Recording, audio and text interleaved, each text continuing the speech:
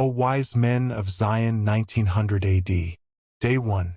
O wise men of Zion, O elite of the earth, O kings of gold, it was truly upon God to choose you as his people.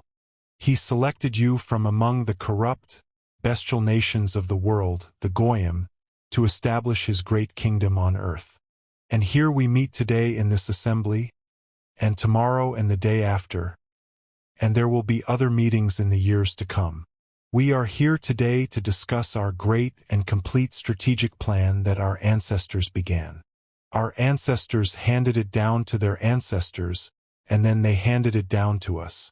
And it is truly our duty to hand it down to those who will come after us. If we deviate from it, we will destroy the work of long centuries. So, be very cautious, O children of Israel. You know well the foundations of the old plan. You know all the noble deeds performed for our people by the fallen king Baphomet, and the great services rendered in the historical map of the world by the noble fallen king Serpent. There is no need to delve into historical details that we all know by heart. O wise men of Zion, it is our turn in this great story. The time has come for us to shake off everything that clings to our shoulders and move the whole world in the direction we want. The greatest way to destroy the principles of any generation, whether religious or social, is not by contradicting or changing these principles, but by distorting them from their places and giving them interpretations not intended by their authors. Therefore, we were fortunate by the blessing of the serpent's serpent to change the principles of Christianity to become something entirely different from what it was intended to be. Similarly, we managed to lead distorted Shiite Islam to a completely different path that opposes the Islam of Muhammad, fights it, and even seeks the help of its enemies to fight it. This is Jewish genius itself. In this plan, we may present some unethical matters that we are commanded to carry out. But always remember, all these matters become entirely ethical for us. For a people like ours, a persecuted people attacked internally and externally. Know that in this time that has come upon the children of man, evil is the only means to achieve good. Our power is greater than any other power because it will remain hidden until the moment it reaches a point where no great force or cunning plan can contain it. Indeed, hidden power is the greatest power. Who can dethrone a hidden power? Yes, O children of Zion, even though we are a scattered people, this dispersion is the secret of our strength. It has allowed us to infiltrate the entities of all the peoples of the world and rise within them to the most sensitive positions. In this way, the affairs of the most powerful peoples of the world are between two of our fingers, directing them wherever we wish. The moment of direction has come, O children of Israel, and the phase of infiltration has ended. We managed to ignite the fire of the French Revolution. We were the first to call out liberty, fraternity, equality. The more people chanted these words, the more they failed, and their freedoms became more restricted. There is a filthy word that is always said, democracy.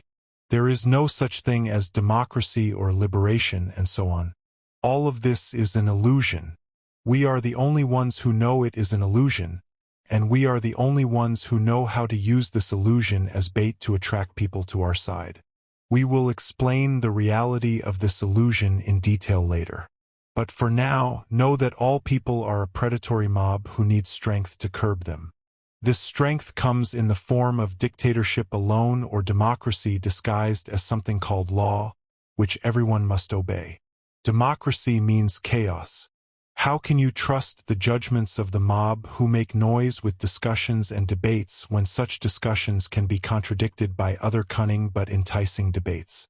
The argument is beneficial because it shifts matters from the pursuit of truth to the quest of argument itself. The naive, foolish public always engages in these discussions in a way that hinders all progress, a place for consensus even on the correct discussions. If they agree on a majority opinion, it is an opinion filled with ignorance of political secrets. This is what sows the seeds of chaos in the government when it claims to be democratic. Therefore, we presented it to the governments of the Goyim, the beasts, as the highest form of human thought. If the proponents of democracy and republics thought for a moment, they would find that people now tolerate abuses from their ministers and presidents that they would have killed 20 kings for in the past. But they neither read history nor love it. Only despotism establishes civilization. Can a plan fragmented into as many parts as the minds that created it establish a civilization? Of course not. It is most likely to be a fragile, valueless civilization. The public is inherently barbaric, and once you give them a bit of freedom, they turn it into chaos. The strong always rule and the weak always submit. This is why a father succeeds in raising his young child but fails to raise his older child. Therefore, in our government we must be very strict in curbing any rebellion.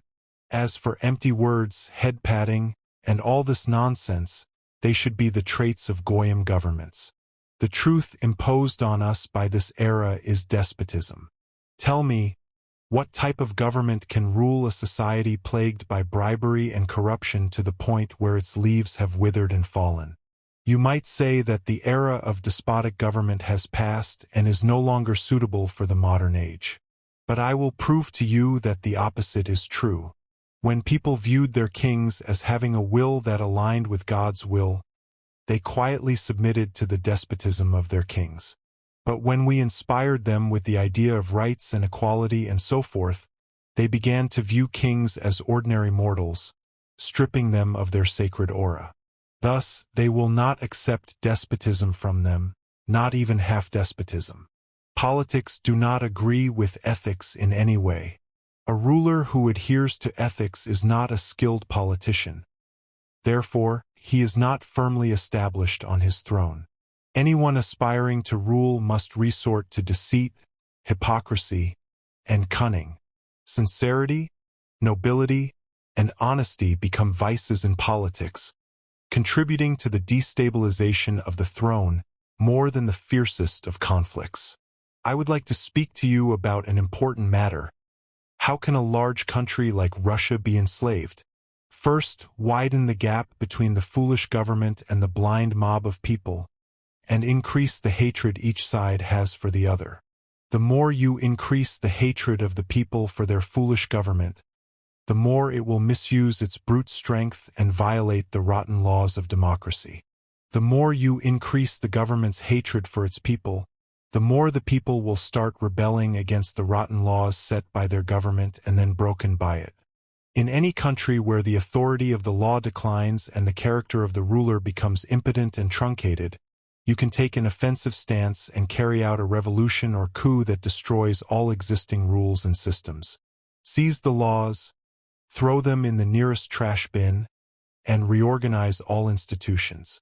In doing so, you become a dictator over a government that has willingly relinquished its power and bestowed it upon you. When the state falls into our hands, since we Jews are the sole possessors of gold in the world, we will offer this state a lifeline money. If it clings to it, it becomes our slave. If it does not, it sinks forever. Gold is the primary driver of any state's machinery, and as long as we possess and monopolize it, we can paralyze any state at any time we wish. We Jews alone control the economy. The science of economics is our domain. We are surrounded by an entire army of economists, most of whom are present with us today. You are the strongest weapon in our arsenal, whether you are a bank presidents, industrial magnates, or financiers.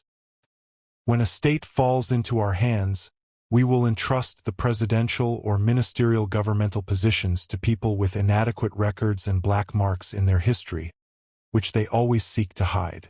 If they disobey our orders, they will face trial or imprisonment. This way, they will defend our interests until their last breath. Sometimes the government must appear to oppose us, but in truth, its actions are fully aligned with our interests. Our greatest fear in these states is the potential alliance between the ruler's power and the blind mob's power. However, we have taken all precautions to prevent this from happening. We have established a barrier of fear between them, each fearing the other. To ensure the persistence of this barrier, we must be connected to all factions, not directly, of course, but through our most loyal agents. These agents address and direct the masses wherever we see fit. To facilitate the execution of all these plans, we must have international agents with millions of eyes and unlimited means. These agents will direct the governments. As for the people, there is nothing easier than directing them. They can be directed with a single word, which I will elaborate on later: the press. It is a weapon that the Goyim do not know how to use. We will always manipulate it from behind the scenes, guiding the people precisely where we want them to go. It is necessary to establish organizations in all societies with a liberal facade and eloquent speakers who enchant the public with their rhetoric. It is mere talk without any real action, but it captivates them, and they believe it in their desperation, hoping for change.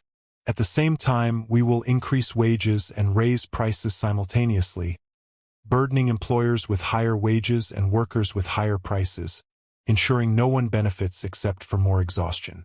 As for governments, we will choose administrative heads and ministers who have a slave-like disposition, so they submit to the authority of our wise advisors who have been trained in politics since childhood. We will start with Russia, and then move with the serpent's serpent through Europe until Europe is shackled with unbreakable chains. Then comes a susceptible and dangerous phase, the great Ottoman Empire. Serpent will descend upon it, and we will descend with him, and we will not rest until we have utterly destroyed it beyond recovery. Then Serpent will complete his circuit and descend upon Jerusalem, and we will descend with him. There will be our state, and there our diaspora will end. We will be a great international power when we settle in our state. If one government attacks us, others will come to our aid. At that point, we can begin preparing the entire world for the arrival of the King Hamashiach, whom we are preparing to rule. Day 2. O great ones of Zion and the elite of the elite, today our power has reached the point where any treaty made in the modern world must have our hidden hand in it. Our power has reached the point where we now decide punishments. We execute and pardon those we wish. We have achieved this because God gave us a genius not granted to other people on earth. Today is the second day, and tomorrow will be the final day of this historic meeting. Just so you know, everyone must understand, without needing to be reminded, that everything discussed in this meeting must remain strictly confidential. Although the Goyim by nature have purely bestial minds and cannot notice anything, let alone speculate or analyze anything, in stark contrast to us. This difference in mentality between us and them shows why God chose us and gave us a superior nature above humanity. If this genius were to appear to non-Jews, coincidental opposition is not original and must be fought because it poses a great danger to us. Regardless, I will begin today's discussion by explaining the Republican system, which we will replace in place of the monarchical system in all the countries that the serpent passes through. In the monarchical system, the king will be replaced by a ridiculous figure called the president. We will choose for this position a man who has a hidden scandal that we know well, whether it be moral, sexual, or bribery-related, so that he remains a prisoner of the fear of exposure throughout his term. Under his hand, we will place a ridiculous entity called the People's Council, a group of people elected by the populace to represent them. This council will elect the president and protect him, but we will strip this council of the power to amend laws, giving the president full authority. In our system, the president is also the commander-in-chief of the army, with the right to declare martial law to protect the new Republican Constitution, as he will claim. This People's Council will not have the right to know or even question the state's plans, and the power to appoint the head of this mock council will be in the hands of the president alone. In short, it is just a paper council with no real benefit. The president has the right to dissolve the council at any time and form a new one. He can also override any existing laws and enact temporary laws at any time, under the pretext of the country's interest. Thus, the governments will be dictatorial in reality but democratic in appearance. The representatives of these governments are merely screens or tools to execute the desires of the administration represented by the president and his ministers. These individuals are merely fronts to pass what we want them to pass. Since we will create constant disturbances between the peoples and their rulers and tighten the economic stranglehold on all countries, the people will eventually grow weary of their rulers and call for their removal.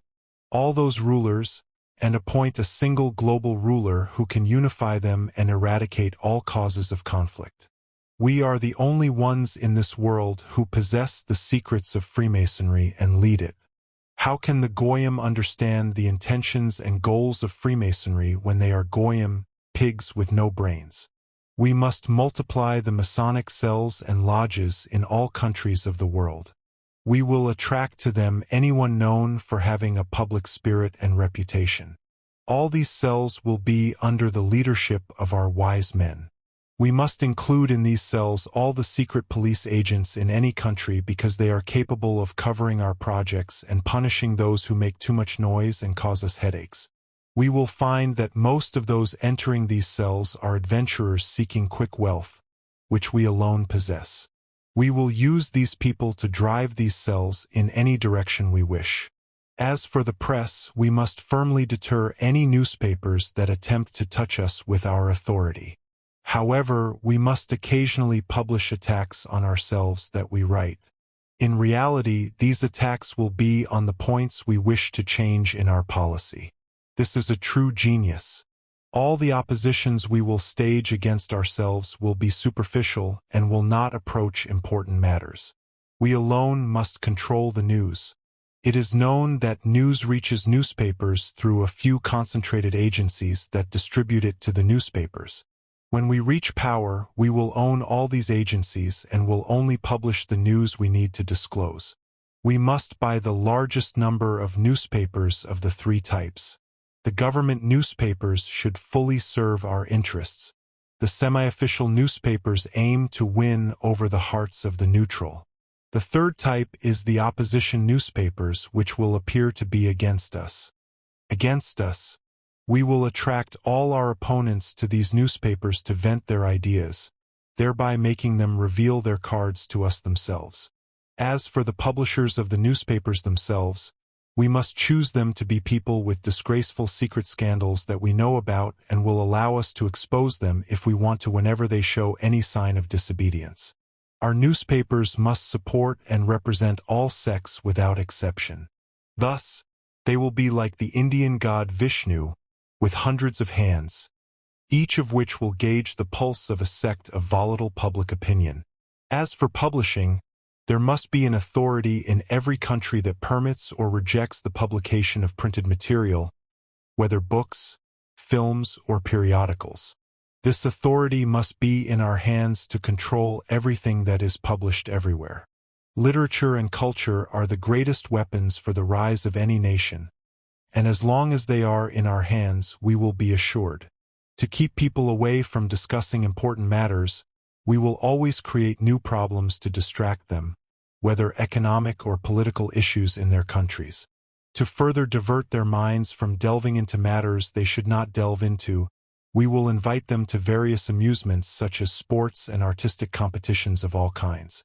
The mob-like masses are like children.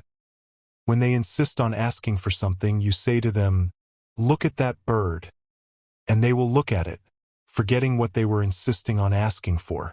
No one will suspect that we are the ones who orchestrate all the problems in the world through a political plan that no human has understood for many centuries. If someone were told that we plan all this, they would mockingly say that this is impossible, as no one could plan and orchestrate all this. Little do they know that to reach where we have reached, we have struggled and sacrificed everything.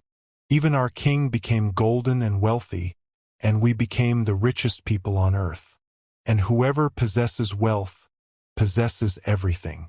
The fallen owner, serpent, has favored us by destroying all human beliefs and distorting them from their original positions. People invented the Talmud after the Torah and made Jesus the Son of God and a deity alongside him after he was a messenger. Although we couldn't destroy Islam as we did with Judaism and Christianity, we managed to create schisms within it, such as the Shia, whom we ejected from their cover and made them taste what was almost as severe as the blows dealt to the Muslims' fiercest enemies. We only reached where we were because we spread our spies in every town and made them melt into the communities to an extent that they couldn't be distinguished. These spies give us detailed reports about the social, political, and religious conditions of those countries and the real pulse of the streets. In conclusion, I would like to say that foolish fools will never know the ideal way to deal with any revolution. A revolution is nothing but a dog barking at an elephant. Mere barking. It's up to the elephant to show its strength once, and the dog will tuck its tail when it sees the elephant. The third and final day. I won't prolong the discussion on this day. It will be just a simple reminder. I hope everyone has reviewed, understood, and memorized. Because of their ignorance, the foolish rulers, all of whom are ignorant, by the way, have forced their governments to borrow vast sums from our banks that they could never repay even if they lived for centuries. We have worked long to reach this point. We have worked long, gentlemen, until we succeeded in enslaving everyone, until we managed to drag all countries into this whirlpool from which there is no escape. And we must preserve what we have done, and we have done it only under the guidance of His Excellency, our King, who will rule the whole world from the throne of David and the descendants of David. Yes, we possess the gold, and yes, we can withdraw from it any amount we desire from the chambers of our secret treasury. That gold which we have been accumulating for centuries. And now, gentlemen, I will distribute to you the document for your signature. We have passed through a long path, and ahead of us lies an even longer and more formidable path. We must remain vigilant. Representatives of the Zionist Masons of the 3rd and 30th degrees signed the document. How did this lecture leak to the public? There's a story behind it. One of the attendees at this lecture was a drunken man who returned to his den to enjoy the company of one of the prostitutes. This girl, thinking his bag contained abundant wealth befitting a billionaire like him, stole it. However, that bag contained documents on which this entire lecture was recorded in full. And it was written in Hebrew. The Ghanaian, of course, didn't understand anything, so she gave these documents to an important man among her clients, a Russian man who happened to be Nikolai Nevedevich, a prominent figure in Imperial Russia.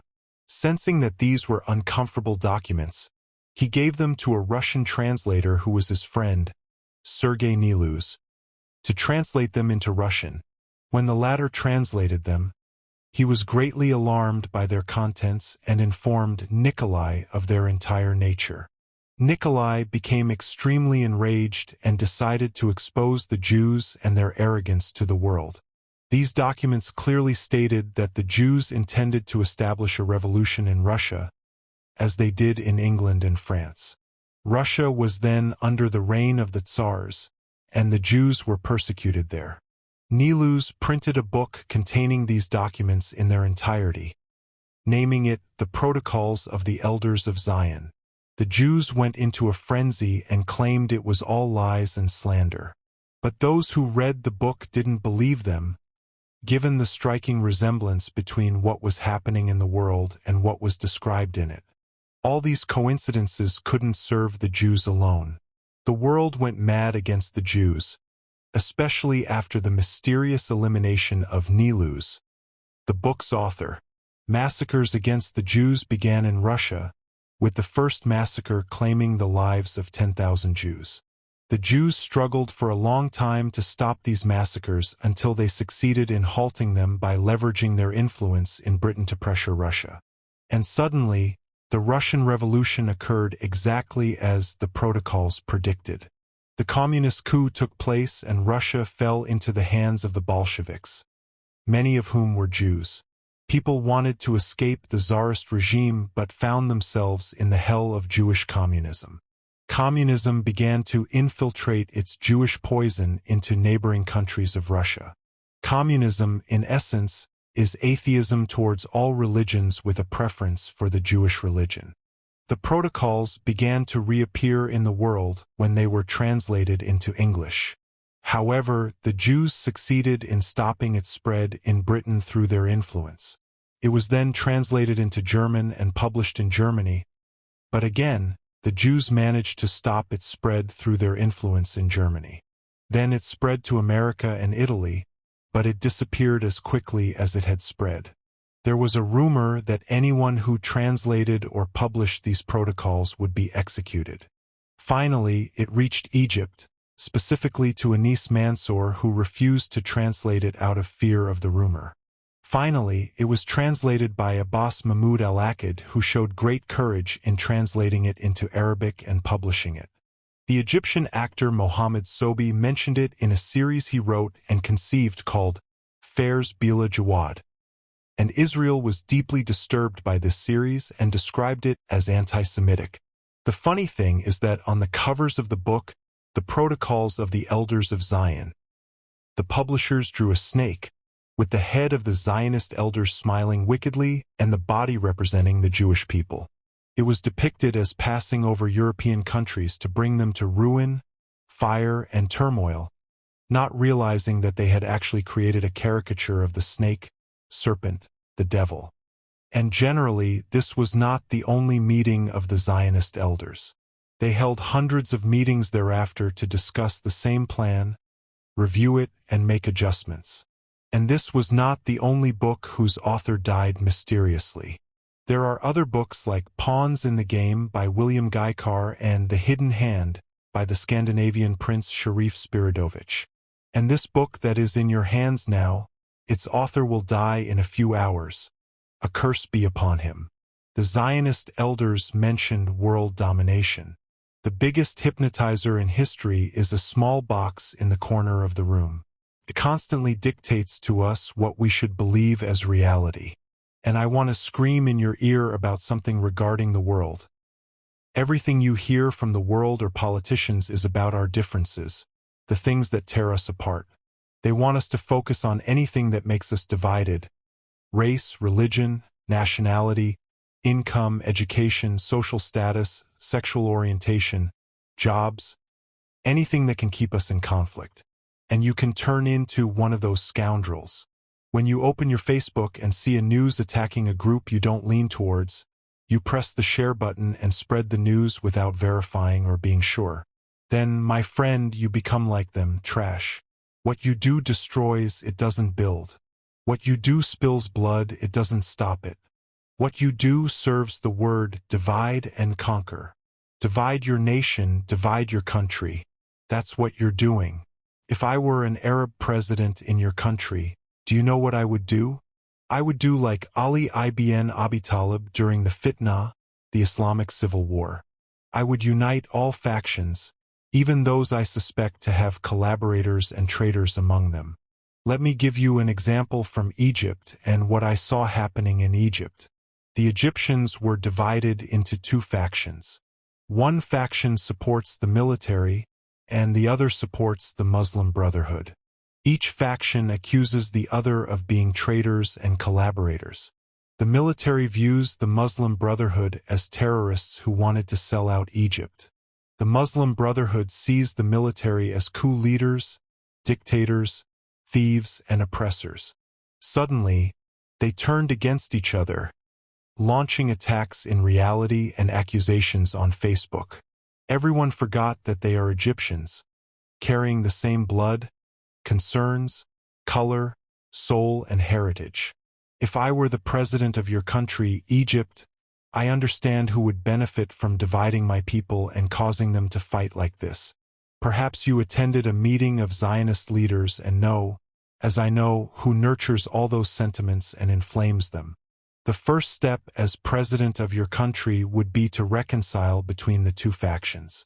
I understand that even if there are traitors or collaborators in either faction, these traitors do not represent their faction. They represent only themselves. Just as I wouldn't judge the entire Egyptian intelligence service if I discovered an Israeli spy within it, I also wouldn't judge all of the Muslim Brotherhood if I found a spy among them. They are not a terrorist group, and I wouldn't treat them as criminals arbitrarily and foolishly. Do you understand? Even if I discovered a group of spies in one of the factions, I would leave them as they are. I wouldn't take a superficial action that would divide my people into two camps. I would wait for the right moment and strike against them for their crime. Didn't Allah inform his prophet Muhammad about the hypocrites? And he knew them? What did he do? Did he prosecute them, punish them, and expel them? No, he didn't. He didn't create division among the people. When Ali ibn Abi Talib knew that the killers of Uthman ibn Affan were from the prominent tribes of Iraq, what did he do? Did he go and fight them? No, he didn't. He waited because if he fought them, it would cause conflict, and their tribes would lose everything, including their leaders in the Muslim army. That's what I would do. In your country, if I became its president, I would leave the hypocrites to their hypocrisy until the appropriate moment arrives. Because striking them would divide my people, and division among my people would be a defeat for my country and a victory for my enemy. The remaining papers are few, and this time we have one paper left, which is the liberal agenda paper. It features a picture of a man who appears to be Jewish, holding a very long sheet of paper and reading it with happiness. I told you at the beginning that 7 demons are watching us. I will name for you from among them the demons that have been mentioned in stories until now. The first demon is Lucifer, the chief of the demons, and you know his story with Nimrod. The second is Serpent, the snake demon of seduction and mischief. The third is Baphomet, the demon worshipped by the Templar Knights, the demon of magic and the dark arts. The fourth is a demon from the human race, Draco, and his tormented bloody spirit is also watching us. 3 demons remain that you do not know. They hold 3 secrets. The next story is about one of them, the demon of stoning. The 5th demon, suddenly the sky rained on human bodies. The inhabitants of the ancient Ukrainian city of Kaffa looked up that day with a gaze of horror, then turned away and fled. The sky was raining bodies upon their heads. You looked at the scene carefully. Indeed, bodies were falling, but amidst these bodies you saw a figure suspended in the sky. You couldn't quite make out what it was exactly. A black cloak fluttering in the air, its edges moving like in mythical scenes. The head was hidden in darkness because the cloak covered it, but the face was clear, mocking. The face seemed like a white mask with a smirk. This entity was suspended in the air, bodies flying from behind it, swiftly thrown over the walls of the city of Kaffa, raining down on the inhabitants who were running here and there, not understanding anything at first. To understand this scene, you must first know that at this moment, the city of Kaffa had closed its walls because the Mongols were outside, besieging the city. During those days, the Black Death had begun to spread in Asia and was affecting the Mongol soldiers who were besieging the city of Kaffa. The Mongols' anger turned into the first biological warfare in history. They placed the bodies of their dead soldiers, who had died from the plague, on trebuchets and launched them, one by one, over the walls of the city of Kaffa. These bodies fell amid its people, who did not initially understand what was happening, but later understood when a large number of them died from the plague in the following days. This was Mastem, the mocking black entity that you saw flying amidst the falling bodies. Now, you see it again flying, but in a different sky in Europe this time, specifically in the city of Besançon, France. However, this time it wasn't mocking. It was sad. The mocking mask it seemed to wear had turned into a sad mask. It was flying in the sky, looking at a scene that perhaps saddened it. There were many barefoot men wearing clothes made of burlap sacks, holding whips with which they were striking. The Jews in the streets and inside their homes. They were beaten until blood flowed from their skins, until their souls departed their bodies. The whip-bearers were European Catholic Christians.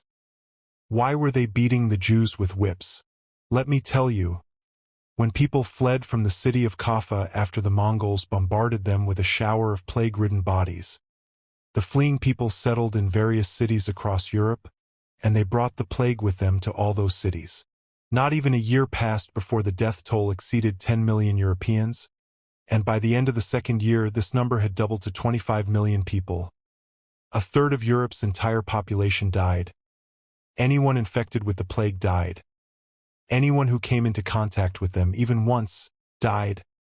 Anyone who buried them died. These were terrifying days. People lost their faith in medicine, in God, in the church, in everything, and a rumor spread that no one could control, a rumor that the Jews were the cause of the plague, that they poisoned the wells and rivers of all Europe out of hatred for the Catholic Christians who were persecuting them at that time, and the people attacked the Jews with a frenzy. The first to attack the Jews were a group of people carrying whips. These whip-bearers, before the rumor, used to walk the streets in weekly processions and beat themselves until blood came out of them. May God relieve people from the affliction of that epidemic that killed a third of Europe's population in one go. And after the rumor, these people stopped beating themselves and attacked the Jews with all the cruelty and deep-seated malice in their hearts.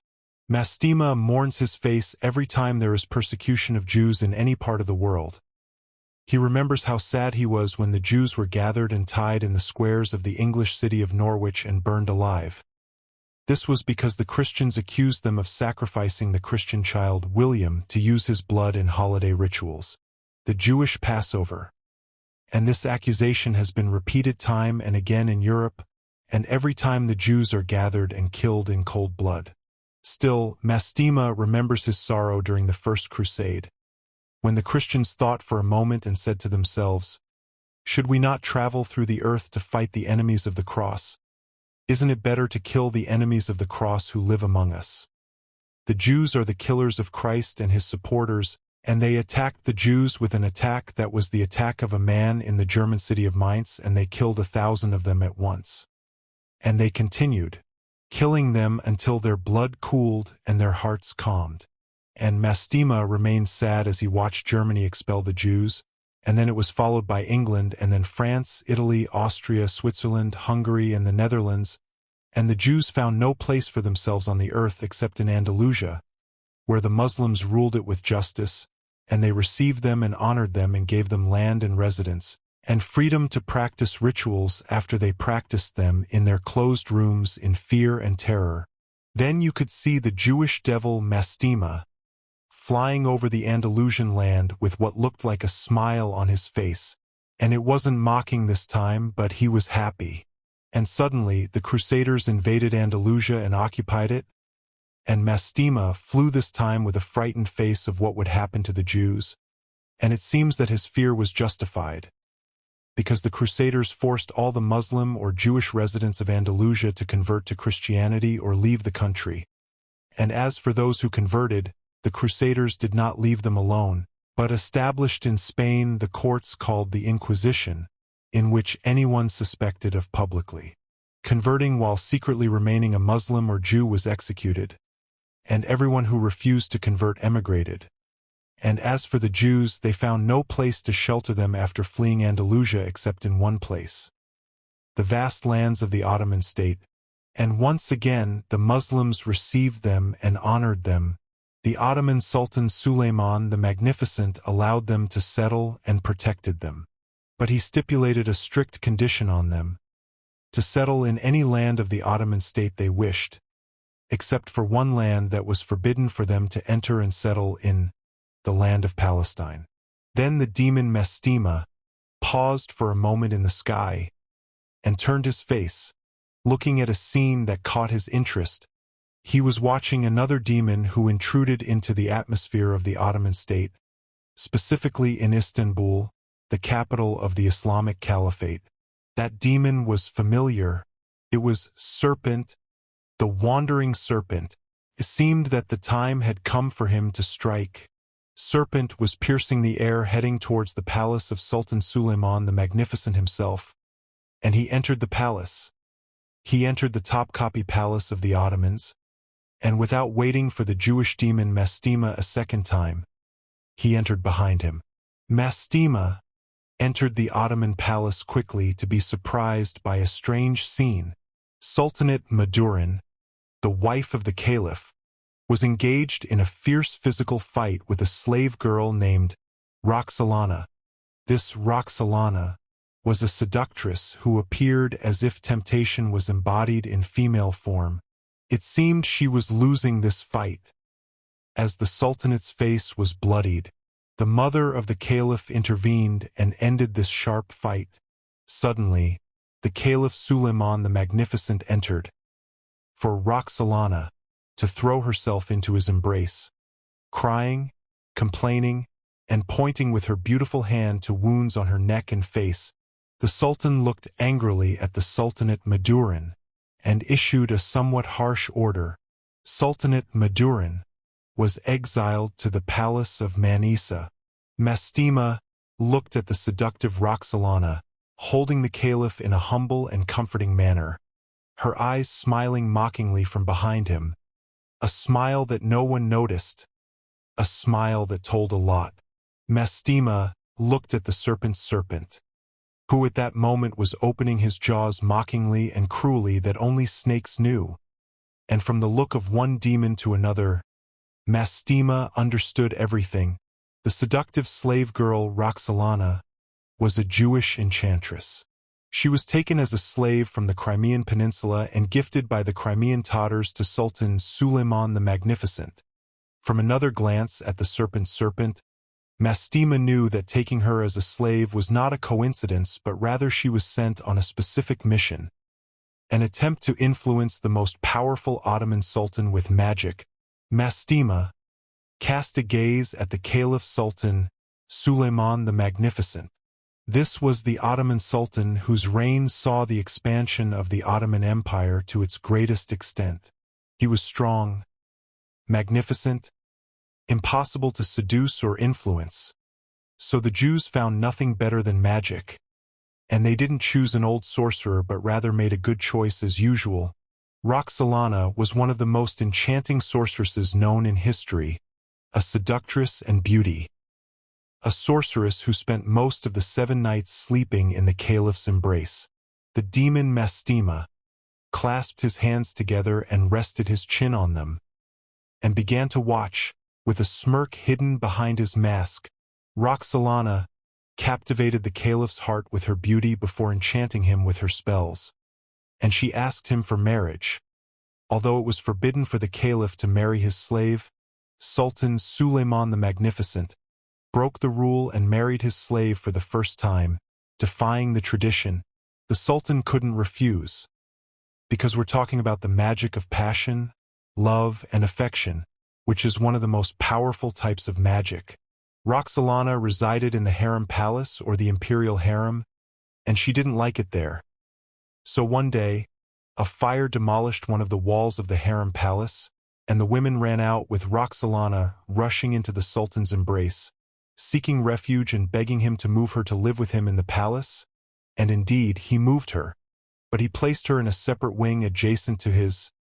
She didn't like that, so she ordered to build a door between her wing and the Sultan's wing, merging the 2 wings into one, and thus, she and the caliph were inseparable most of the day, and she loved it, and she was satisfied and happy. Then Sultan Suleiman the Magnificent began to do very strange things that no one with a history like his had ever done. Suddenly, the Sultan ordered the execution of the Grand Mufti of the state, Ibrahim Pasha, and his childhood friend, and execution in the Ottoman state was carried out by strangulation with a thread of red silk. Mastem looked at the serpent's serpent with a questioning look, and serpent pointed to Roxolana. It was a trap she had laid, a trap that made the Sultan suspicious of his childhood friend, the Grand Mufti. She did that because this Mufti supported her son, the great warrior Mustafa, to take the caliphate after Suleiman the Magnificent, and she didn't like that. She wanted the caliphate for her son, Suleiman, who was lazy and foolish. The demon Mastem flew to cast a glance at this Suleiman, and he found him in the embrace of Rachel, a Jewish servant from Spain gifted to him by Roxolana. He was often drunk and never came out of his chamber with his servant unless the Sultan Suleiman summoned him. A smirk of mockery appeared on Mastema's mask. Then he flew back to the sorceress, to Roxolana. Suleiman the Magnificent was determined that Mustafa, his son, would succeed him in ruling, but she didn't like that, and one day Mustafa was in Furus. And we see him entering a tent in which he is supposed to meet his father the Caliph, and as soon as Mustafa entered the tent, 5 masked men attacked him. You could only see grim eyes on their faces. They were strangling him with a thread of silk, and while he resisted with all the strength and fury Allah had given him, suddenly he saw his father, the Caliph Suleiman the Magnificent, standing before the scene, looking sternly at it. He was witnessing the execution of his son, his beloved son. The snake turned to him until it left nothing in his soul but magic, black magic, the beautiful Roxolana, and the Mufti whom she placed herself in place of the slain Mufti, persuaded him that Mustafa, his son, had planned a plot to overthrow him and take power from him. As for Suleiman the Magnificent, this meant betrayal, and his strictness in enforcing the law, from which he drew his name, left him no room to think about the feelings of fatherhood. And here is Mustafa, collapsing between the hands of the masked men, his strength waning, and he falls to the ground lifeless, without a soul. Then Roxolana sent someone to kill her baby son in Bursa to sever this lineage completely. The path was not clear for the lazy son Selim after that. There was another son for the Sultan, a son of Roxolana, but he was a fierce fighter. The problem was, she didn't like that. His name was Bayezid. The sorceress nearly managed to make him revolt against the Sultan, and she nearly managed to have him arrested and executed too, on charges of high treason. This was the second son of the Sultan to be ordered to be executed. What a black magic spell for the eyes of this. Indeed, the curse was speaking for itself at the moment of execution. Prince Bayezid stood in the forest surrounded by 4 little princes, his children, and the Sultan's grandchildren. And around them were many of the Sultan's soldiers encircling them. They killed Bayezid, and then cold-bloodedly killed his father. They killed them knowing full well that the Sultan would be pleased and reward them for killing his treacherous son and his innocent grandchildren. Mastema's mask turned from a smirk to a derisive laugh, and he flew back to the sorceress Roxolana once again. Now the path to the caliphate was finally clear, and there were no living sons of the Sultan left except Selim, who truly deserved the title of the indolent.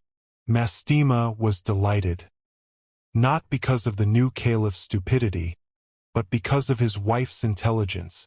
Rachel, that Spanish Jewish servant who never left her chamber.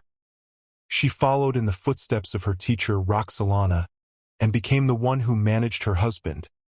Indeed, she managed the entire Ottoman state. She was the one who truly ruled, the actual ruler. Not only that, but her Jewish father, Joseph Nasi, was the confidant of Sultan Selim and his advisor in matters of the caliphate, spending most of his time with him in revelry and debauchery. The mighty and vast Ottoman Empire was now governed by a Jewish woman. Such was the case at that time, and such was the state of Mastema's mask, gleeful, and the masks of the Jews who sent Roxolana and Rachel were also gleeful. The indolent Selim too died, and he was succeeded by his equally indolent son, Murad III. It seemed that the plague of indolence had begun to manifest. Rachel continued to rule the state from behind the scenes. In fact, her power escalated even more because Murad III was her incompetent son. Jewish blood began to eat away at the bones of the Ottoman Empire under the supervision of the serpent Serban and the scrutinizing gaze of the demon Mastema.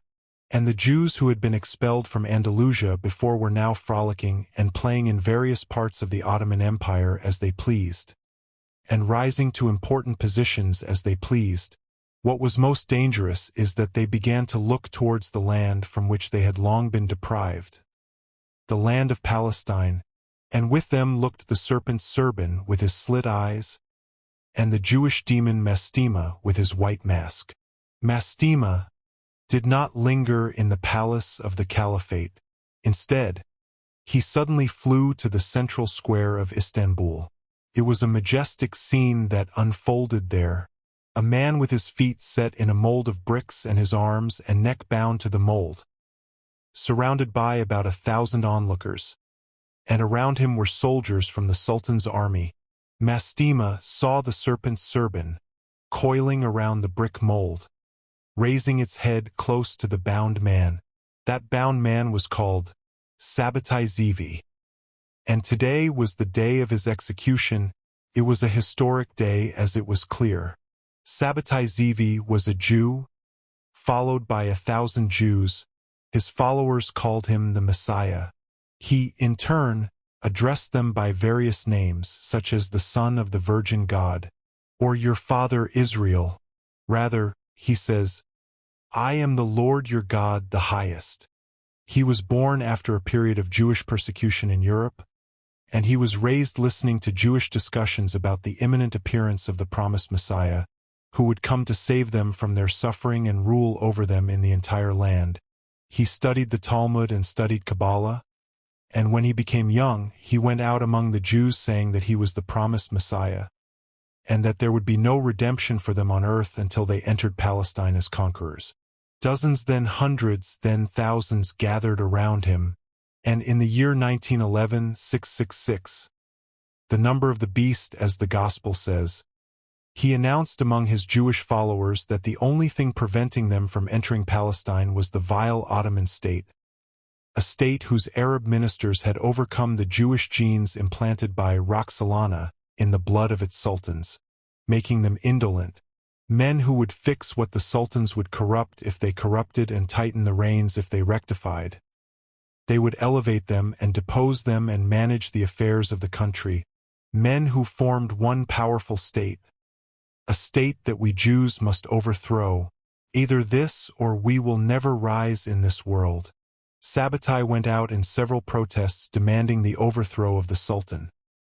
So the Sultan had no choice but to order his arrest and execution in the public square. Let the world witness the demise of his treacherous soul. And here is Sabbatai Zevi kneeling with his forehead secured to a brick mold, and strong men from the Sultan surrounding him, ready to strike his head. It seemed there was a translator next to him speaking to him before his execution. Mastem flew to listen.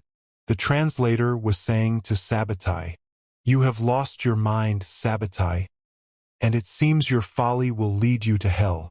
Sabbatai looked at him and said, "There is no use for this conversation now, you hear me?" The translator said in a tone that conveyed a serious matter, "Listen to me well. I am a Jew like you, and I believe in you and your call, and I would like to propose an idea to you today that will save you from execution and gain you respect and favor with the Sultan. It might even earn you a gift and bounty from the Sultan." Sabbatai was astonished and said to the translator, "What idea is this, my son? Are you mocking me?" The translator quickly replied, "To declare your conversion to Islam right now, at this very moment, and announce that you repent to Allah and to the religion of the Muslims. Your heart will be at ease. It seems you are indeed mocking me. Are you truly a Jew? That is not what you think, O Messiah. You will say this with your tongue alone. Your heart will not believe it. You will secretly spread your call among your loyal followers. We will weaken the Sultan until we overthrow him, and we will return with you to Palestine to establish the promised kingdom of Allah there." Serpent narrowed his eyes in happiness as a snake, and Mastem did the same when he glimpsed Jewish malice, and so did Sabbatai.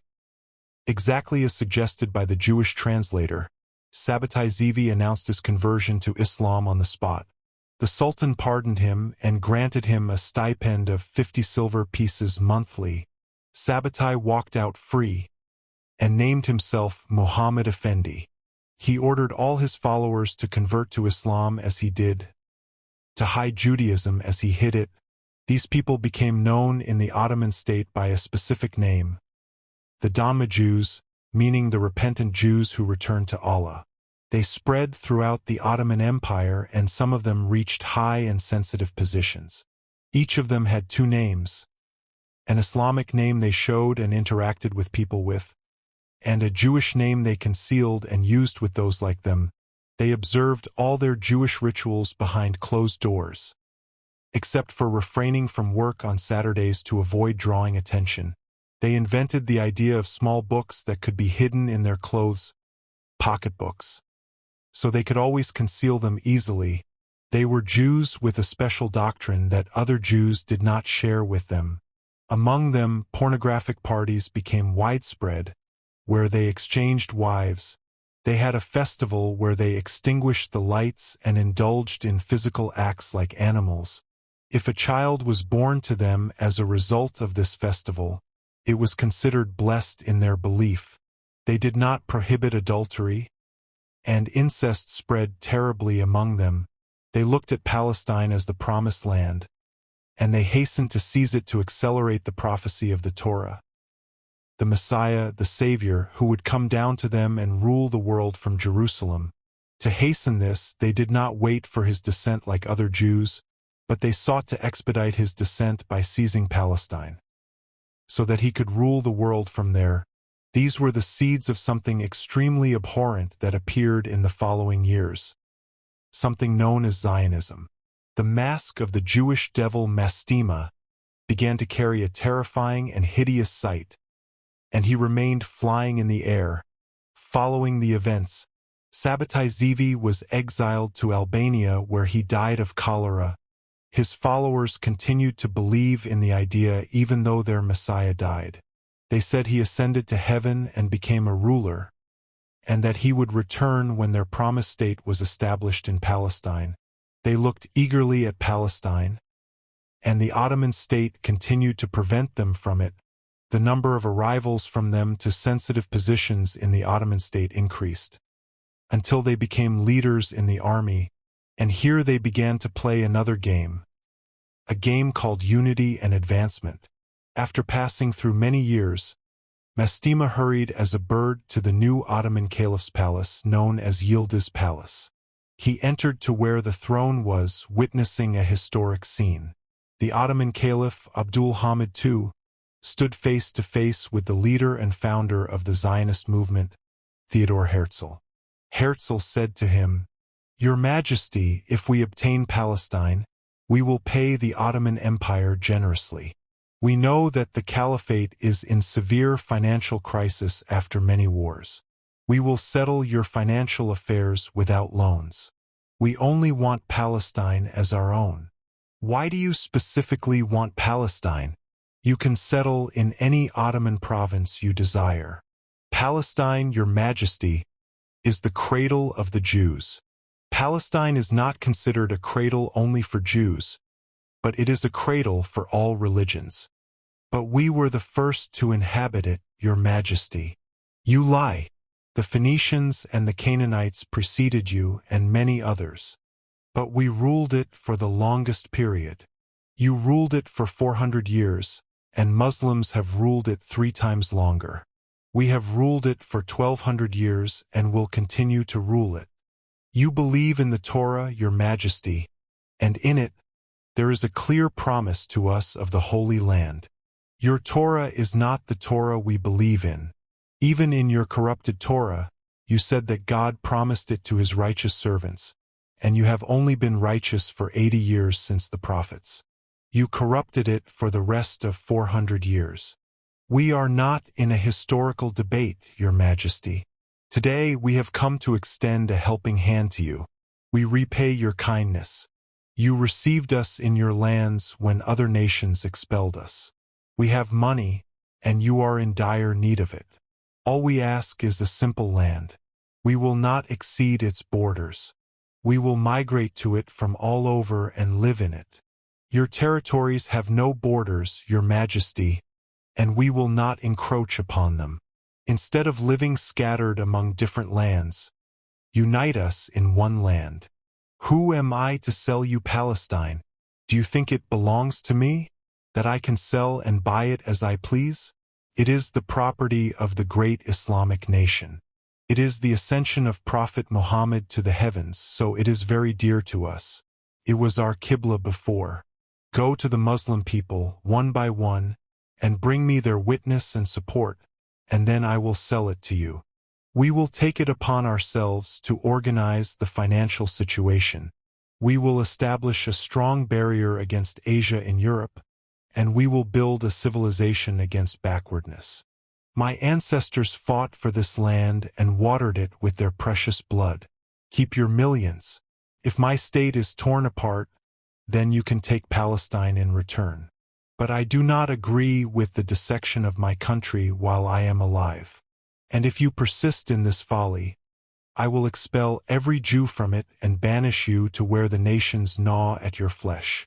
The terrifying mask of Mastem turned into an angry expression, but Herzl gave the Sultan a Zionist-style smile, saluted him, and left defeated. He tried to tempt the Sultan with money, but he knew the character of Abdul Hamid too well. He had only one solution in mind, which he voiced himself. Jews would not cross into Palestine except over his dead body. Herzl left the Ottoman palace, and Mastem continued to hover above it. Years after this incident, Herzl delivered his ominous speeches in the Zionist Elders Society. His plan was for the serpent to circle Europe until it brought down all the monarchies, then finally descend upon the land of the Arabs to bring down the Ottoman Empire. After this Zionist conference, the serpent succeeded in overthrowing the Russian imperial regime in the Russian Revolution, leading the country into Jewish communist rule. And here is the serpent. Serpent had descended upon the land of the Arabs. Herzl had stated at the Zionist conference that the Masonic organization is a tool that Zionist sons must use to serve the Jewish plan at every time and place. Mastem flew behind Herzl to a city called Thessaloniki in the Ottoman Empire at that time, and there he understood everything. Although the Jews who claimed Islam, the followers of Sabbatai, had spread throughout the Ottoman Empire, the largest gathering of them was in Thessaloniki, the Ottoman Greek city. There, an Italian Masonic lodge was active, and it began to gather the Jews of the Donmeh who had risen to leadership positions in the state, especially in the military. They all gathered and formed an association called the Association of Unity and Progress, and the organization structure resembled that of typical Masonic lodges. The primary goal of the association was singular: to overthrow Sultan Abdul Hamid II at any cost. The Jewish global financiers, known for their influence, mobilized their resources, and Mastem rolled up his sleeves for the first time, revealing long fingers and even longer nails. His arms looked so muscular that they seemed bony. The Jews began their well-practiced work from the beginning of time. It seemed as if the whole world had turned against Sultan Abdul Hamid II. They played their usual game, inciting the people against the king with fake news and staged events that seemed to be of his making, without any shred of truth. Suddenly, the Sultan became a tyrant, a despot, and a bloodsucker. They implanted in people's minds that the Ottoman Empire must liberate itself from the stubborn Islamic tyranny and transform into a civilized state like England and France. They claimed that the Sultan was an enemy of civilization, throwing intellectuals out of his palace window, refusing to adopt a civilized constitution akin to those of advanced nations, and clinging to an outdated constitution. All of this was supported by fantastical stories from the press and mythical support from Jewish financiers. Senior officials of the Ottoman army joined the Unity and Progress movement, even the Minister of Finance of the Ottoman Empire. The Jews had played a significant role in implementing Jewish methods in dealing with Jewish financiers, allowing them to control the market. The head of the press bureau was Jewish, and he shut down any newspaper that didn't serve the interests of the Unity and Progress movement. The Jewish carnival had begun on the Ottoman Empire, and they wouldn't settle for anything less than dissecting it into pieces, paving the way for its reconstruction. Sultan Abdul Hamid II enacted strict laws regarding Jewish travel to Palestine, requiring every Jew to carry a red passport that completely barred them from entering Palestine or buying any land there. History now looks upon a scene where a detachment of soldiers had set out from Thessaloniki to forcibly depose Sultan Abdul Hamid. The troops reached Istanbul, and 4 men entered the Sultan's presence to deliver the official decree of his deposition, one of whom was Jewish, and the other 3 were not Arab or Ottoman but Armenian, Albanian, and Georgian. Mastem was laughing at this moment. Indeed, he was cackling. The Sultan was exiled to Thessaloniki, embraced by the Jews, and imprisoned in one of the Jewish houses there for over 3 years. He could hear chants in Thessaloniki proclaiming the fall of the tyrant who imposed the red passport that barred Jews from Palestine. Mastem was still laughing with diabolical joy, and rightfully so. The Unity and Progress had appointed another caliph for the Muslims, Muhammad VI, merely a ceremonial figure while the Jews ruled the land. Yes, it was a period when Jews governed over a vast Islamic caliphate. Unity and Progress abolished the red passport, allowing any Jew to migrate to any part of Palestine and purchase land as they pleased. The debts of the Ottoman Empire soared from 30 million during Abdul Hamid's reign to 400 million. They had indeed accomplished their goals. Previously, they had succeeded in various countries, and Jews flowed from everywhere to Palestine, to the extent that the Jewish population there reached 90,000. Unity and Progress deliberately governed the country with a Turkish nationalist tendency, belittling the ignorant Arab Bedouins, considering the Turkish ethnicity as the noble and superior one. Thus, this racist trend allowed another racist trend to emerge naturally. Arabs were frustrated with their Turkish rulers who considered themselves above humans. The idea of liberation through their Arab identity from the rule of these people flourished in their hearts, especially as the positions of Jews in the Ottoman Empire reached an undeniable level. When Jews entered Palestine after being deprived, Arabs contemplated liberation and the establishment of a new Islamic state ruled by an Arab caliph who would restore their glory and Arab identity. Mastem was now in Palestine, specifically in Jerusalem, flying over the Al-Aqsa Mosque with a terrifying Zionist demonic smile. This was not the end of the journey. Mastem knew very well that it was just the beginning of the Antichrist era. Mastem is a rare Jewish demon, mentioned only in the ancient Jewish religious book Yubilat, and has been depicted only in a very obscure place, a rare Japanese video game called Tesni Megami.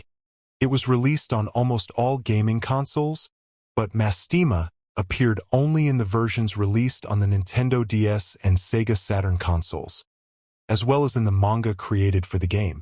As for this story, everything mentioned is entirely real and documented in reliable historical sources. So, rest assured that I'm not fabricating or falsifying any information. Instead, I'm presenting you with the truth from the most trustworthy sources so that you can discern deception from what you hear. Falsifying and distorting history serve only one purpose: the interest of the Jews, not all Jews but the Zionist branch among them. By the way, falsifying history in this modern age is easier than ever. In the past, historians, whether Arab or foreign, wrote history with their pens in original manuscripts. When modern book printing methods emerged, these original manuscripts were transferred to computer screens using various word processing programs. What editors transfer, reviewers review, then publishing houses review, and finally the publishing authority in that country reviews. During all these stages, lines intended to be deleted from the original manuscripts of books are deleted, while the lines intended to remain are retained. Each publishing house goes through all these stages with each edition. The lines that are deleted are usually for political, religious, or personal reasons of the editor, reviewer, or publisher. I hope more than anything that my book goes through all these stages without a single letter being deleted from it. The story of Roxolana, with Sultan Suleiman the Magnificent, appeared in a modern Turkish series called Harem al-Sultan, where they named Roxolana with an Arabic name, Hayam. They also portrayed her as deceitful and scheming throughout the series. The TV series that depicted reality, regardless of the deliberate drama embedded in them everywhere, are few and far between. The Union and Progress Society advocated liberalism.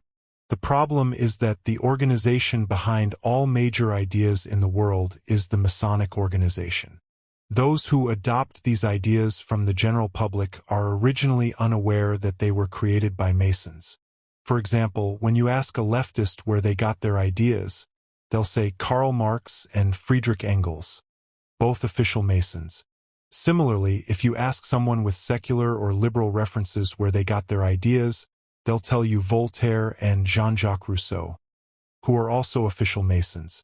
Freemasonry is the originator of major ideas in the world, even if these ideas contradict each other. The purpose is to divert people from their original thoughts and inclinations to adopt other orientations that allow them to struggle against each other. There may be no real problems between them in the first place. The story of Mastem did not end as clearly as it seems. So let's present the following set of papers. The first paper is a forgiveness bond document that Christians used to sell plots of land in heaven to people, with a mocking image of a bond written for $18 refunded to you if it turns out we're lying. The second and third papers are for the same thing, Israel.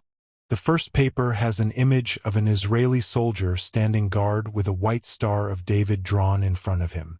The second paper has an image of a fight between an Israeli soldier and Palestinian militants, one of whom is a veiled woman throwing stones at him. The fourth paper is a United Nations document featuring an image of two men in formal attire yelling at each other. One is black and the other is white. The fifth paper is a Nobel Peace Prize document with an image of a sinister-looking woman wearing a large necklace. The sixth paper is a Russia document featuring an image of the Kremlin.